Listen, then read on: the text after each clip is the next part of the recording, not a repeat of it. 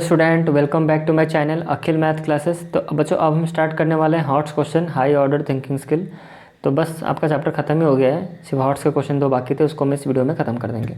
Okay, उसके बाद जो नेक्स्ट जो चैप्टर हम स्टार्ट करने वाले हैं मैं आपको पहले ही बता दे रहा हूँ। एक चैप्टर चलेगा प्रॉफिट एंड लॉस, जो कि मैथ विद अखिल सर के चैनल पर चलेगा, और इस चैनल पर हमारा चलने वाला है पार्लर लाइन्स, जो हमारा आधा हुआ था, थोड़ा आधा क्या थोड़ा सा ही तो मैंने स्टार्टिंग इंट्रोडक्शन दिया था और वर्कशीट 1 का पहला क्वेश्चन करवाया था। तो मैं बार बार यहाँ पे रिपीट कर रहा हूँ कि प्रॉफिट एंड लॉस जो चलेगा आपका मैथ विद अखिल सर के चैनल पे चलेगा। ओके, तो बस उस चैनल को भी सब्सक्राइब करना ही आपको, क्योंकि बहुत कम सब्सक्राइबर आपको उसको आगे हम उसको ले जाएंगे चैनल को।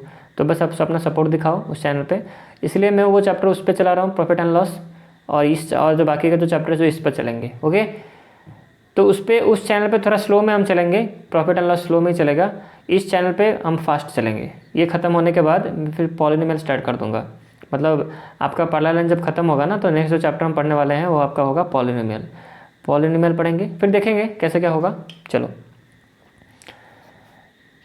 ये आपका सवाल आपके सामने है, देखो। The sum of x plus 3 observation is x to the power 4 minus 81। तो find the mean of the observation, क्या होगा बताओ। ठीक है, सवाल ये है। अब यहाँ पर ये जो सवाल है ना, इस पर मतलब आपको पुरानी पढ़ाई है उसको आपको याद रखना होगा। तो बच्चों आपने बचपन में पढ़ा था, बचपन में नहीं बोल सकता मतलब आपने क्लास 7 में पढ़ा था या फिर 6 में पढ़ा होगा। तो बच्चों हमने एक प्यारा सा फार्मूला पढ़ा था। क्या था वो प्यारा सा फार्मूला? हमने बच्चों पढ़ा था एक फार्मूला कि मीन जो होता है ना, मीन इक्वल टू क्या होता है, समझना ध्यान से, sum of all the observation, sum of the observation, जितना भी आप देखते हो ऑब्जर्वेशन उसका सम कर दो, sum of the observation divided by क्या, नंबर ऑफ ऑब्जर्वेशन। तो ये होता है आपका फार्मूला, नंबर ऑफ ऑब्जर्वेशन। तो बच्चों आपने ये फॉर्मूला पढ़ा है कि नहीं बताओ, मीन निकालने का, या फिर आप मीन नहीं, आप एवरेज का पढ़े होगे शायद, मुझे जितना लग रहा है। आपने ये फॉर्मूला कहाँ पढ़ा था बताओ, एवरेज में पढ़ा था कि नहीं बताओ, sum of all the observation divided by number of observation. ठीक है, तो भाई एवरेज में जो है मीन वही है, एवरेज जो है मीन वही है। तो मीन की भी आपने बड़े पढ़ा था, क्लास 7 में आई थिंक पढ़ा होगा। तो ये फॉर्मूला हमने पता है। तो बच्चों ध्यान से देखो, तो हमें सवाल में देखो, सवाल में हमें यहाँ पर गिवन है, क्या गिवन है, सवाल को अब ध्यान से पढ़ना यहाँ पर जरूरी है, क्योंकि देखो यहाँ पर क्या लिखा हुआ है, sum of x plus 3 observation ई जितना। इसका मतलब क्या होता है, ये लाइन का मतलब देखो कि भाई x प्लस 3 ऑब्जर्वेशन जो है वो उसका सम कितना, इतना। इसका मतलब ये होता है ना कि भाई x प्लस 3 ऑब्जर्वेशन का जो सम है वो इतना है। इसका मतलब अगर मैं आपसे पूछूँ भाई सम ऑफ द ऑब्जर्वेशन क्या है, सम ऑफ द ऑब्जर्वेशन की वैल्यू क्या है, अगर मैं आपसे पूछूँ बताओ बच्चों कि सम ऑफ द ऑब्जर्वेशन की वैल्यू कितनी है, तो आप क्या बोलोगे, सम ऑफ द ऑब्जर्वेशन की वैल्यू आपकी है कितनी, ये x to the power 4 minus 81। ठीक है, अच्छा, नंबर ऑफ ऑब्जर्वेशन, कितनी ऑब्जर्वेशन, अरे क्वेश्चन पढ़ के देखो, sum of x plus 3 observation मतलब क्या होता है कि भाई x प्लस 3 ऑब्जर्वेशन की जो सम है इतनी है, तो x प्लस 3 ऑब्जर्वेशन की, तो x प्लस 3 ऑब्जर्वेशन इसका मतलब। तो अगर कोई पूछे आपसे भाई नंबर ऑफ ऑब्जर्वेशन क्या है, कितने ऑब्जर्वेशन है, तो आप क्या बोलोगे, सिंपल सी बात बोलोगे कि भाई ऑब्जर्वेशन तो x प्लस 3 है। ठीक है, इतना समझ में आ गया। तो बच्चों हमें निकालना, देखो फाइंड द मीन बोला है, तो आप अपना ऑब्जर्वेशन का मीन निकालो। तो वही same formula, mean equal to, formula मैंने ऊपर लिखा है बच्चों, आप इसको यहाँ पर लिख देना। तो mean equal to sum of the observation, sum कितना है आपका इतना, इसको यहाँ पर लिखो x to the power 4 minus 81 by, फिर क्या फार्मूला, नंबर ऑफ ऑब्जर्वेशन है कितना हमारा x प्लस 3, उसको आप यहाँ पर लिखो। बस इसको आपको सॉल्व कर देनी है, बस हो गया। चलो सॉल्व करते हैं इसको। ठीक है, अच्छा देखो, x टू द पावर 4 है ना, इसको आप क्या लिख सकते हो, x का स्क्वायर के ऊपर स्क्वायर ऐसे लिख सकते हो, माइनस 81। अच्छा इसको भी चेंज कर लेते हैं, रुको, 81 को हम क्या लिख सकते हैं बच्चों, 9 का स्क्वायर लिख सकते हैं हम। ठीक है, इसको भी ऐसे लिख दो, 9 का स्क्वायर। समझ में आ गया। x टू द पावर 4 को मैंने क्या लिखा, x स्क्वायर का स्क्वायर, माइनस का वैसे वैसे रहा, 81 को मैं 9 का स्क्वायर लिख सकता हूँ, बाय x प्लस 3 जो नीचे था उसको वैसे ही रखो। अब इसको आप ध्यान से देखो, इसको ध्यान से देखो, एक्स स्क्वायर जो है ना, आप इसको a मान लो, इसको a मानो, इसको आप b मानो, तो क्या आपको a का स्क्वायर माइनस b का स्क्वायर फॉर्मूला दिखा, अरे दिखा कि नहीं बताओ। एक्स स्क्वायर जो है ना, आप इसको a मानो, तो a का स्क्वायर माइनस ये 9 को b मान लो, तो a का स्क्वायर माइनस b का स्क्वायर आपको फॉर्मूला दिखा। तो भाई a का स्क्वायर माइनस b का स्क्वायर क्या फॉर्मूला होता है, a प्लस बी, मतलब a मतलब कौन, एक्स स्क्वायर, प्लस b मतलब कौन, 9, तो ये हो गया आपका a प्लस बी, फिर ब्रैकेट के अंदर a माइनस बी, a है कौन, एक्स स्क्वायर है माइनस 9, मतलब ये a माइनस बी हो गया। ठीक है, अच्छा नीचे जो था उसको वैसे रखो, x प्लस 3 वैसे रहा। यहाँ तक क्लियर। चलो आगे बढ़ते हैं। तो बच्चों एक्स स्क्वायर प्लस 9 को कुछ छेड़ो मत, उसको जैसे है उसको वैसे रखो, बट इसको हम छेड़ सकते हैं क्योंकि यहाँ पर फिर से यहाँ पर सॉल्व हो जाएंगे, इसको फिर से आपको जो फैक्टराइज करने हैं। तो ये जो यहाँ पर एक्स स्क्वायर जो है ना, इसको मैं क्या लिख सकता हूँ, एक्स का होल स्क्वायर लिख नहीं सकता इसको, एक्स स्क्वायर को। अच्छा, माइनस का साइन ऐसे, तो ये 9 को मैं क्या 3 का स्क्वायर ऐसे लिख नहीं सकता, लिख सकता हूँ कि नहीं बोलो? ठीक है, लिख सकते हैं, न्यूमरेटर हो गया। अच्छा, यहाँ पे इक्वल टू यहाँ पर रहना चाहिए, नीचे क्या था आपका बच्चों x + 3 था। यहाँ तक क्लियर? अच्छा, इसके बाद वाला स्टेप बच्चों मैं यहाँ कर देता हूँ, ये यहाँ से यहाँ तक है, पर इसके बाद वाला स्टेप मैं यहाँ पर कर देता हूँ क्योंकि यहाँ पर जगह नहीं हो रहा है, मैं यहाँ कर लेता हूँ। ठीक है, देखो एक्स स्क्वायर प्लस 9 को वैसे ही रखो जैसा था, उसको वैसे ही रखो। ठीक है, अच्छा अब यहाँ पर देखो क्या हो रहा है, यहाँ पर देखो ये a का स्क्वायर माइनस b का स्क्वायर, तो a की जगह यहाँ पर कौन है, x है, b की जगह यहाँ पर कौन है, 3 है बच्चों। तो a का स्क्वायर माइनस b का स्क्वायर क्या होता है formula, a + b whole into a minus b होता है कि नहीं। तो हम ब्रैकेट देते हैं, फिर लिखते हैं a + b, a मतलब कौन x, b मतलब कौन 3, तो ये हो गया a + b whole into a minus b, तो x - 3, इसको ऐसे लिखेंगे।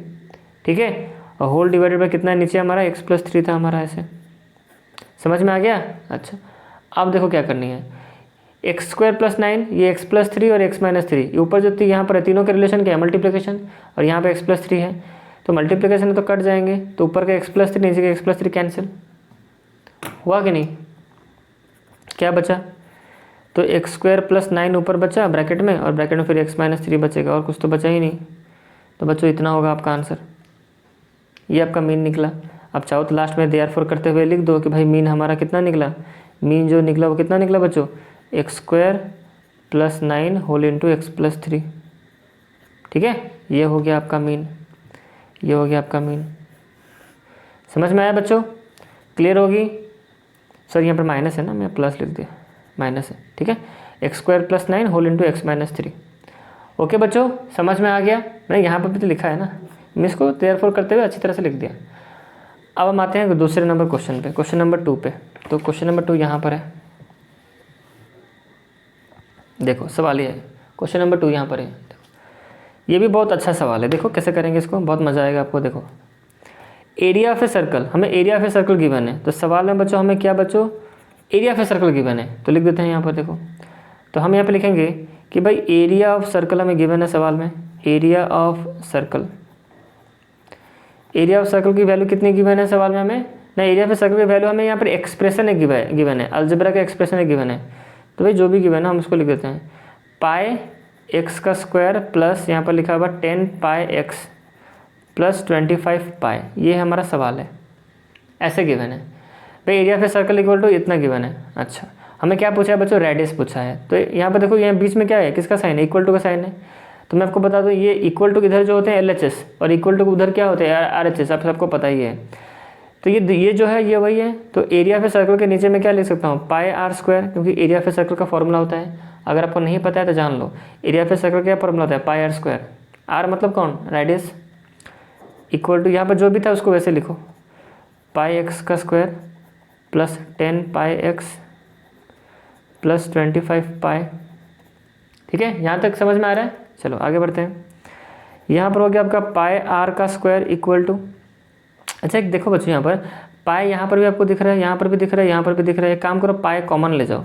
तो कॉमन लेने के बाद क्या रहता है ब्रैकेट में, आप जान चुके हो क्या रहता है ब्रैकेट में, x का स्क्वायर, पाई तो कॉमन चला गया, 10x बचेगा प्लस 25, ये रहा कि नहीं। अगर हम पाई को कॉमन ले जाएँ तो अंदर ये बचेगा कि नहीं, बताओ मुझे, बचेगा, क्यों नहीं बचेगा। पाई r स्क्वायर जैसा था उसको वैसा रखो, पाई को यहाँ पर बाहर रखो। ठीक है, अच्छा अब इसको हम सॉल्व करते हैं, ध्यान से देखना कैसे सॉल्व करेंगे इसको। एक्स स्क्वायर को मैं क्या लिख सकता हूँ, एक्स का होल स्क्वायर लिख सकता हूँ, इसमें थोड़ा गैप छोड़ दो। 5 को मैं क्या लिख सकता हूँ, सॉरी 25 को मैं क्या लिख सकता हूँ, 5 का स्क्वायर लिख सकता हूँ ऐसे। और यहाँ प्लस आपको दिख रहा है, प्लस 2 इंटू ए कौन है, एक्स है, इंटू बी कौन है, यहाँ पर 5 है, प्लस का साइन। अब इसको सॉल्व कर देख लो, यहाँ पर हो रहा है कि नहीं 10x।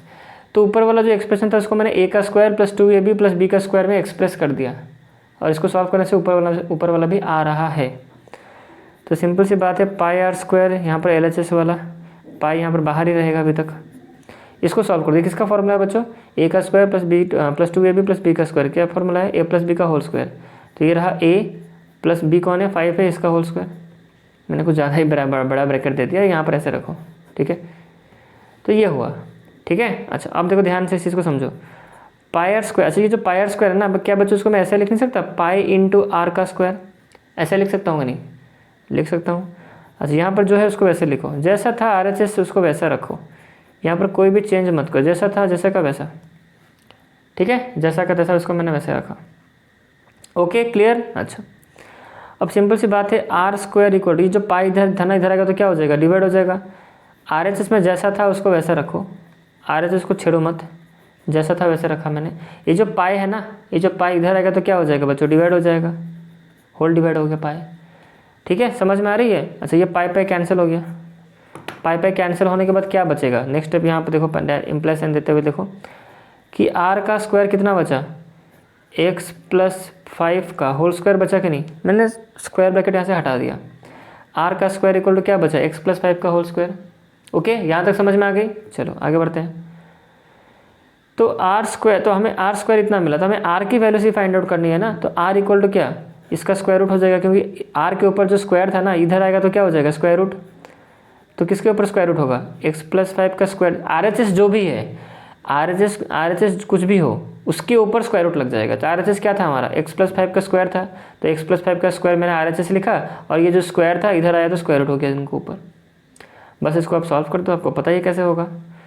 तो स्क्वायर रूट इसको, ये चीज़ को बच्चों में कैसे लिख सकता हूँ, एक्स प्लस 5 का जो स्क्वायर है, ये स्क्वायर रूट का मतलब क्या होता है कि इसके ऊपर भी स्क्वायर है, आपका 1/2 है, समझाया था कि नहीं आपको, ऐसे आपने एक्सपेरिमेंट में पढ़ा होगा। इसके बाद वाला क्या होगा, मैं इसको ऊपर कर दे रहा हूँ, यहाँ पर साइड में कर लेते हैं, मैं फिर से और एक बने तो लिख देता हूँ यहाँ पर, आर इक्वल टू क्या, एक्स प्लस 5 का जो स्क्वायर था ना, इसके ऊपर पावर आपका कितना लग जाएगा, 1/2 लग जाएगा, सिंपल सी बात है।